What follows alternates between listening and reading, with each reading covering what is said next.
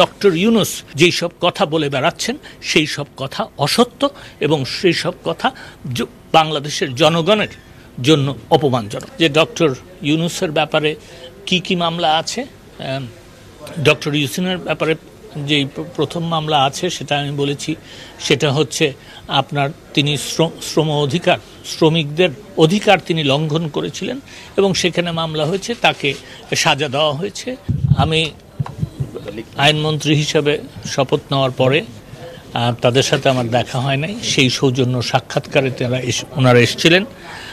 ওনাদের সাথে যেসব বিষয়ে আলাপ হয়েছে, ওনাদের সাথে যেটার বিষয়ে আলাপ হয়েছে সেটা হচ্ছে শ্রম আইন, আর্টিফিশিয়াল ইন্টেলিজেন্সের আইনের ব্যাপারে আমরা কি করছি, data protection act, cyber security act, election কমিশনের যে তাদের যে ইলেকশন কমিশনের একটা টিম এসেছিল, সেই টিম যে আপনার তারা একটা রিপোর্ট দিয়েছে, সেই রিপোর্টটার ব্যাপারে আমরা কি চিন্তাভাবনা করছি, রোহিঙ্গাদের ব্যাপারে, এবং শেষে অ্যান্টি ডিসক্রিমিনেশন বিল সম্বন্ধেও তাদের আলোচনা হয়েছিল।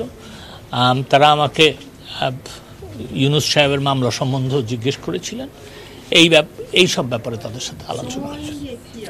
শ্রম আইন নিয়ে যে আলোচনা হয়েছে সেটা হচ্ছে যে আমরা কবে এই শ্রম আইনটা পাশ করতে যাচ্ছি এবং সেটা সম্বন্ধে তারা একটু জানতে চেয়েছিলেন। এবং সেইখানে আমরা অবশ্যই আমি বলেছি যে আমাদের বিরুদ্ধে যে ইন্টারন্যাশনাল লেবার অর্গানাইজেশনের বোর্ড অফ যে আমাদের বিরুদ্ধে যে নালিশ করা হয়েছিল, সেই নালিশটার শেষ আমরা চাই। এবং ওনারাও বলেছেন যে আমি বলেছি যে আমরা যথেষ্ট কাজ করেছি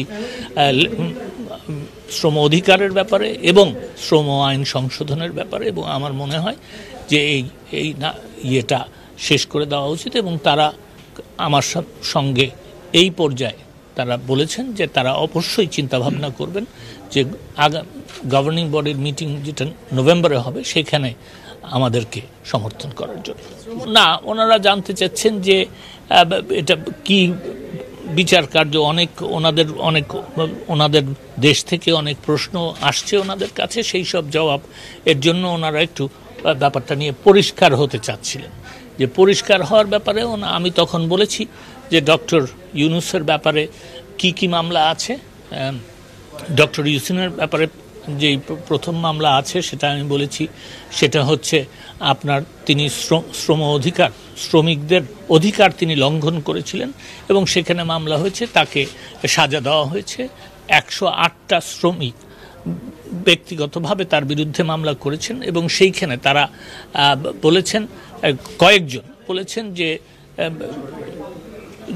যার বিরুদ্ধে তারা নালিশ করেছেন সেটা হচ্ছে ডক্টর ইউনূস, এবং তিনি তাদেরকে আশ্বস্ত করেছেন যে তিনি তাদের ক্ষতিপূরণ দিবেন, সেই জন্য তারা পিটিশনগুলি উইথড্র করেছে এবং অনেকের মামলা পেন্ডিং আছে।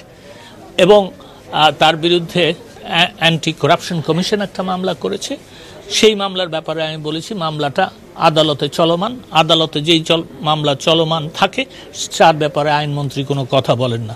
আমি সেই ব্যাপারটাও তাকে বলেছি। কিন্তু আমি যেই সব, এবং আরেকটা বিষয় যেটা আমি বলেছি যে তার বিরুদ্ধে ট্যাক্স ইভেশনের মামলা আছে, সেই মামলায় একটা মামলায় তিনি আপিল বিভাগ পর্যন্ত গিয়ে হারার পরে ট্যাক্স দিয়েছেন, এবং অন্যান্য মামলা যেগুলি আছে সেগুলি ট্যাক্স ইভেশনের। এবং আমি সেখানেও বলেছি যে ট্যাক্স ইভেশনের ব্যাপারে তাদের দেশ এবং অন্যান্য পশ্চিমা দেশ সেটাকে অত্যন্ত গুরুত্বপূর্ণ মামলা বলে মনে করে, এবং ঠিক সেইভাবেই তার মামলা হচ্ছে। যদি দেশের যে কোনো নাগরিক দেশের আইন ভঙ্গ করে তার যেরকম বিচার হয়, ডক্টর ইউনূসের ঠিক সেইভাবে বিচার হচ্ছে।